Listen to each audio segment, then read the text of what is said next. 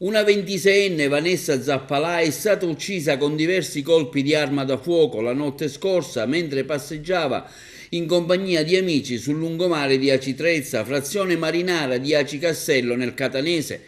A sparare, secondo le testimonianze raccolte dai carabinieri, sarebbe stato l'ex fidanzato della vittima, che è attivamente ricercato dai militari dell'Arma.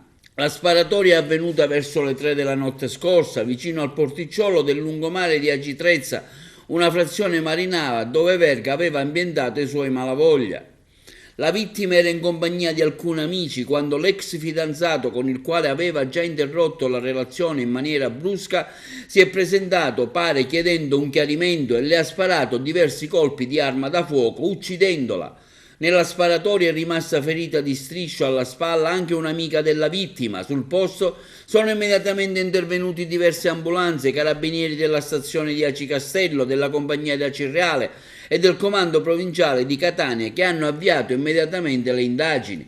L'uomo era stato denunciato per stalking da Vanessa Zappalà. Per quel reato la procura di Catania aveva chiesto e ottenuto dal GIP che fosse posto agli arresti domiciliari. Attualmente era sottoposto al divieto di avvicinamento.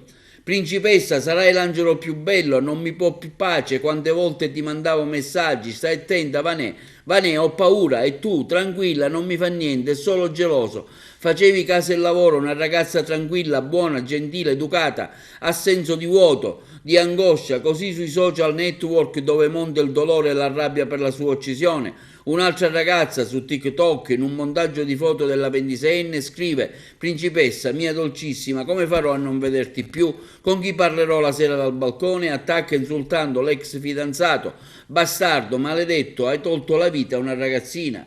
L'ex fidanzato di Vanessa Zappalà è un rivenditore di auto di San Giovanni La Punta, Antonio Sciuto, 38 anni, ricercato per l'omicidio del 26enne commesso la notte scorsa nel lungomare di Aci Trezza. L'identità è stata resa nota dai carabinieri, che hanno anche diffuso 2 foto dell'uomo, una con barba corta e l'altra con barba lunga, per favorire la sua cattura attraverso segnalazioni al 112. Le operazioni sono state coordinate e autorizzate dalla Procura distrettuale di Catania.